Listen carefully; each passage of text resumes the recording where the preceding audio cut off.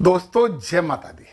आज हम बात करने वाले हैं बुध महाराज की मिथुन राशि के जातकों की कैसा रहेगा 2026 वर्ष और इसे और शुभ करने के लिए ग्रहों और नक्षत्रों जनित उपाय हमें कौन से कर लेना चाहिए, इन सब की बात करेंगे। तो बुध महाराज की राशि के जातक हो आप, बुद्धिमान हो, व्यापार बुद्धि आप में रहती है, परंतु थोड़े जिद्दी तो आप हो।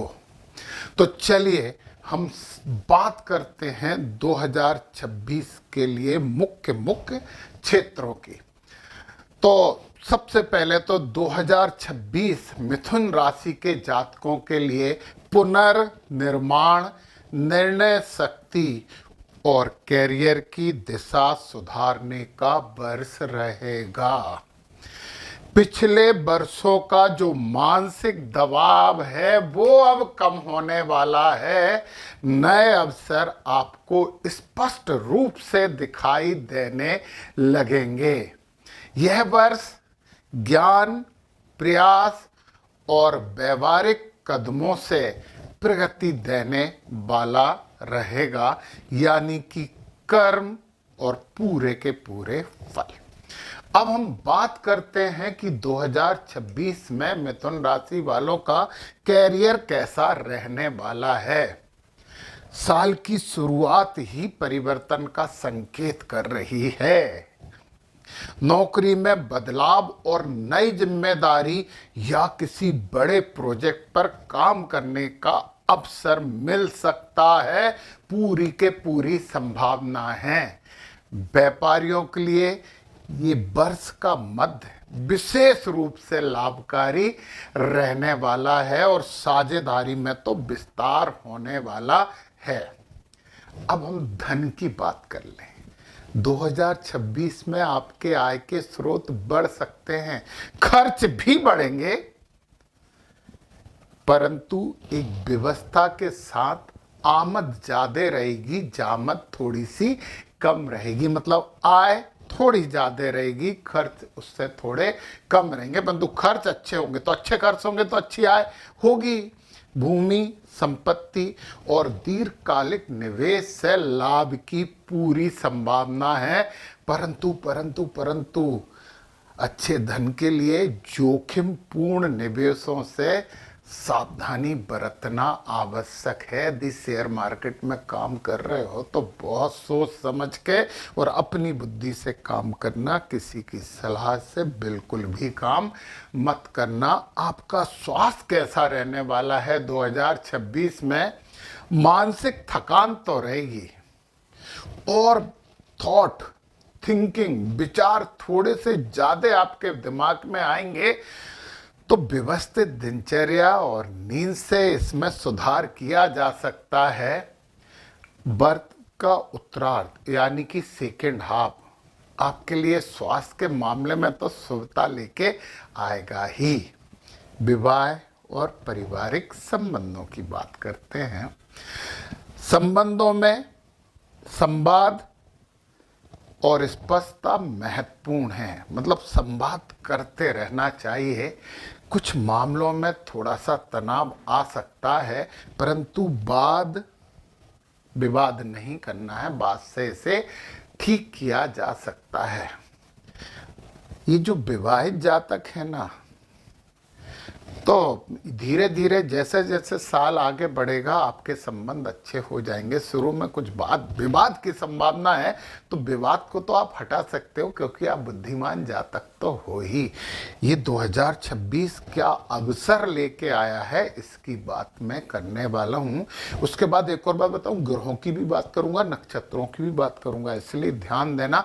और एक और बात बताऊँ अवसर बताने से पहले, 2026 का हर महीने का बहुत डिटेल लगभग 50 पेजों का मैंने तैयार किया हुआ है। नीचे डिस्क्रिप्शन में लिंक है और उस लिंक पे क्लिक करके आप अपनी राशि का राशिफल ले सकते हैं, चंद्र राशि का, और अपना 2026 और शुभ कर सकते हैं उसमें बताए गए उपायों के द्वारा। नक्षत्रों के भी और ग्रहों की भी बात कर रहे थे हम, अवसरों की।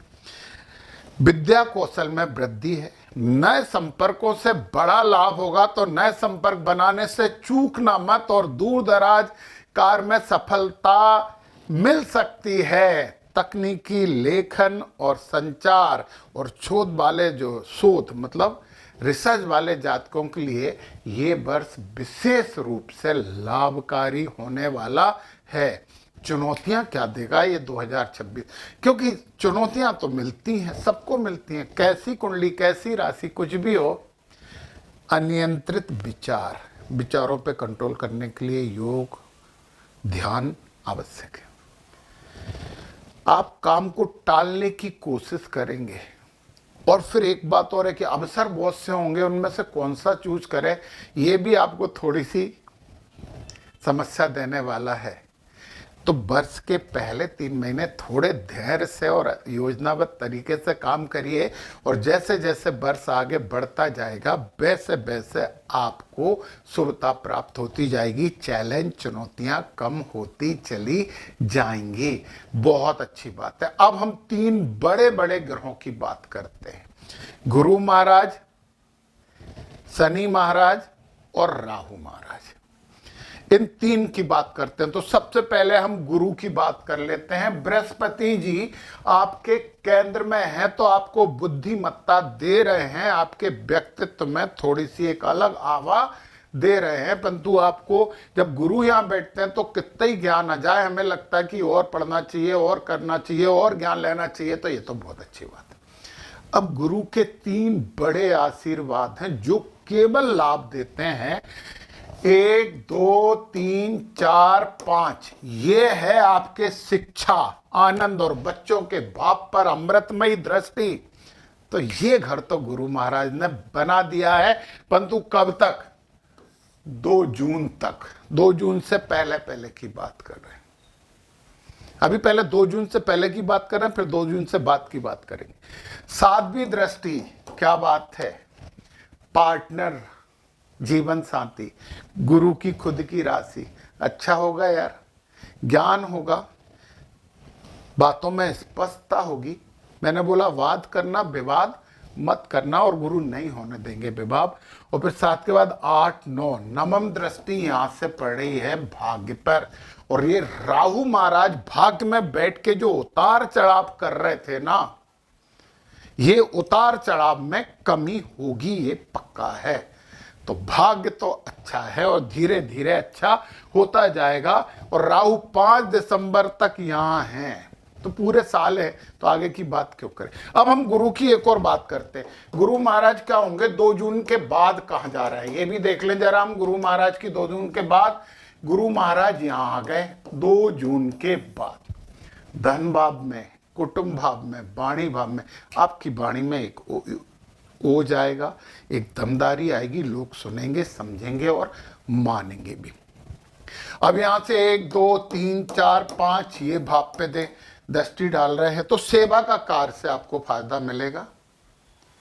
और यहाँ पे जो रोग, रिपु और ऋण वाला भाव है ना, ये नौकरी का भी भाव है। तो नौकरी में कुछ अच्छा मान सम्मान मिल जाएगा। बस ये है कि ऋण लेने से बचना। फिर 7वीं दृष्टि यहाँ पे आपको आध्यात्मिक बना रहे हैं, गूढ़ रिसर्चों की भी बात कर रहे हैं। और फिर 8 और 9, नवमीं दृष्टि कर्म में, आपके कर्म में बुद्धिमत्ता लेके आ रहा है। और यहां से ये संभाल रहे हैं शनि महाराज को, यहां से ये शनि महाराज को संभाल रहे हैं। और शनि महाराज गुरु की राशि में बैठे हैं, तो गुरु ही हो गए ये तो शनि महाराज का तो बड़ा अच्छा काम हो गया। हमने गुरु की बात कर ली। अब हम बात करते हैं शनि महाराज की। शनि महाराज जिस घर में बैठते हैं उस घर का बुरा नहीं करते, बस फल में थोड़ी देरी करते हैं। शनि महाराज यहाँ बैठ के क्या कह रहे हैं आपसे, सुन लो। शनि महाराज की जो कह रहे हैं, जो बातें हैं, उन्हें सुन लो आप। शनि महाराज कह रहे हैं कि काम कड़ी मेहनत और ईमानदारी से करना है, सच्चाई से करना है, झूठ और धोखा नहीं आना चाहिए। अपने अंडर में काम करने वाले कर्मचारियों का ख्याल रखना है, उन्हें प्रसन्न रखना है। तो आपका कर्म धर्म बन के आपका भाग्योदय कर देगा। शनि की तीसरी दृष्टि, 1 2 तीनों, शनि तो साल भर यहीं रह रहा है। ये दृष्टि, तीसरी दृष्टि शनि की जो होती है वो आपकी परीक्षा होती है। तो स्वास्थ्य वाले भाव पे है, विदेश वाले भाव पे है, विदेशों से संबंधित काम करो, अच्छा होगा। योगा, एक्सरसाइज, दिनचर्या व्यवस्थित करिए, स्वास्थ्य ठीक रहेगा। शनि महाराज कह रहे हैं कुछ बीमारों की सेवा कर लो इस समय, तो बहुत अच्छा होगा। और ध्यान और अध्यात्म, शंकर भगवान की आराधना, ओम शाम सदा शिव नमो नमः का जप करिए तो आपको बहुत अच्छा लगेगा। और बटुक भैरव मंत्र का भी रोज 11 बार पाठ कर सकते हो। सातवीं दृष्टि आपके सुख भाव में है, तो ये तो देखिए ये सुख का भाव है, जमीन जायदाद का भाव है। और शनि जमीन के कारक होते हैं, मंगल भी भूमि पुत्र हैं, परंतु शनि महाराज आपको कुछ प्रॉपर्टी दिलवा सकते हैं, परंतु कागज वगैरह ध्यान से देख के, विवादास्पद कोई सी भी प्रॉपर्टी नहीं लेना है। वाहन ले रहे हो तो सावधानी से चलाओ, क्योंकि वाहन तो आप लोगे। फिर 7 के बाद 8 9 10वीं दृष्टि 7वें भाव में। इस घर में शनि कुछ नहीं कर पा रहा, क्योंकि गुरु महाराज यहाँ बैठे हैं, गुरु की राशि है, और गुरु महाराज यहाँ आके शनि को भी अपनी दृष्टि की गिरफ्त में ले रहे हैं। तो शनि महाराज ठीक है। अभी ये कौन से नक्षत्रों में, उनकी भी बात करूंगा, और नक्षत्रों को शुभ करने के लिए क्या करें इसकी भी बात करूंगा। राहु महाराज भाग में बैठे हैं, और राहु महाराज जब भाग में बैठे तो भाग में उतार चढ़ाव लेके आते हैं। पीपल के पेड़ के नीचे सरसों के तेल का दीपक लगाते रहो, माता सरस्वती की आराधना करते रहो। राहु अपने मित्र शनि की राशि में बैठे हैं, तो ज़्यादा बुरा तो नहीं करेंगे, भाग्य दे तो जरूर करेंगे। 5 दिसंबर के बाद अष्टम में आके अच्छे हो जाते हैं। राहु बुरे नहीं होते अष्टम में। 1 2 3 4 5, 5वीं दृष्टि ये डाल रहे हैं आपके व्यक्तित्व पे, परंतु यहाँ गुरु है 2 जून तक, कोई टेंशन नहीं। 2 जून के बाद ध्यान रखना, भ्रम में मत पड़ना। कुछ भी काम करो तो सोच समझ के उचित योजनाबद्ध तरीके से करना, तो बहुत आनंद होगा। और अब हम बात कर लेते हैं नक्षत्रों की। नक्षत्रों में देखिए जरा, राहु सदविषा नक्षत्र में है, 1 अगस्त से धनिष्ठा नक्षत्र में चले जाएंगे। तो सबसे पहले मैं मृगशिरा नक्षत्र वालों की बात कर रहा हूं, मिथुन राशि और मृगशिरा नक्षत्र। राहु ये संपत नक्षत्र है, संपत्ति देने वाले हैं, और धनिष्ठा में ये आ जाएंगे। तो जब धनिष्ठा में आ जाएंगे तो ये जन्म नक्षत्र में आ जाएंगे, तो राहु के नक्षत्र तो आपके लिए बड़े अच्छे हैं मृगशिरा नक्षत्र वालों। शनि की बात कर रहा हूं तो ये उत्तरा भाद्रपद नक्षत्र में है, और ये 6 नक्षत्र हील करेगा। शनि भी आपके साथ है, परंतु 17 मई से ये रेवती में आ जाएंगे। और जो ये रेवती नक्षत्र है ना, ये आपको थोड़ी सी प्रॉब्लम देगा। प्रत्यरी नक्षत्र, काम में रुकावटें करने लगेंगे। ओम पूखणे नमः, इस मंत्र का आपको जप करते रहना चाहिए। ओम पूखणे नमः की माला कब से करना है? 17 मई के बाद से। निश्चित ही शनि आपके पक्ष में खड़े हो जाएंगे, मतलब पक्ष में तो खड़े हो सकते हैं, विपक्ष में नहीं रहेंगे, ये मेरी गारंटी है। फिर गुरु पुनर्वसु नक्षत्र में है, और ये जो पुनर्वसु नक्षत्र है ना, ये विपत नक्षत्र है। तो आपको जप करना चाहिए ओम अदितये नमः, अदितये नमः। ये सूर्य का नहीं है, माता अदिति का है। ओम अदितये नमः मंत्र का आप जाप करते रहो, तो आपको गुरु 18 जून तक दिक्कत नहीं देंगे। और 18 जून के बाद तो ये 6 नक्षत्र में आ गए। पुष्य आपके लिए 6 नक्षत्र है मृगशिरा वालों। फिर अश्लेषा में आ जाएंगे तो फिर थोड़ी सी समस्या है, ये प्रत्यरी है। तो अश्लेषा नक्षत्र में बात करना है, ओम सर्पेभ्यो नमः का आप जप करते रहिए। ये बात हो गई हमारी मृगशिरा नक्षत्र वाले जातकों से। अब हम बात कर रहे हैं आर्द्रा नक्षत्र वालों से। आर्द्रा नक्षत्र की यदि हम बात करते हैं तो राहु सतविषा में है, ये जन्म नक्षत्र है, और धनिष्ठा में आ जाएंगे। अति मित्र नक्षत्र, तो राहु का पूरा सपोर्ट आपके साथ है, कितनी खुशी की बात है। और शनि महाराज 17 मई तक संपत नक्षत्र में है। आपके लिए ये संपत नक्षत्र, तो शनि महाराज भी आपके लिए अच्छा फल दे रहे हैं, परंतु 17 मई से फिर रेवती में आ जाएंगे और फिर आपको ओम पूखड़े नमा का जप करते रहना पड़ेगा, क्योंकि रेवती नक्षत्र में ये थोड़ी सी समस्या विपत नक्षत्र में है। तो ये करोगे तो फिर विपत्ति नहीं आएगी। और गुरु महाराज तो आपके लिए, ये संपत नक्षत्र है, ये भी आपके लिए अच्छा नक्षत्र है। तो गुरु महाराज जो हैं जन्म संपत दोनों हैं, जन्म नक्षत्र संपत नक्षत्र, अश्लेषा थोड़ी सी प्रॉब्लम दे रहा है। तो प्रत्यय है तो हम ओम नागराजाय नमः या ओम नागाय नमः, यहाँ पे सर्पेभ्यो नमः एक ही बात है, सर्पेभ्यो नमः या ओम नागराजाय नमः का आप जप कर सकते हैं। और अब हम बात कर लें पुनर्वसु नक्षत्र, गुरु महाराज का पुनर्वसु नक्षत्र की बात कर लेते हैं। अभी ये हमने उसकी बात कर ली है तो हम ये मिटा देते हैं।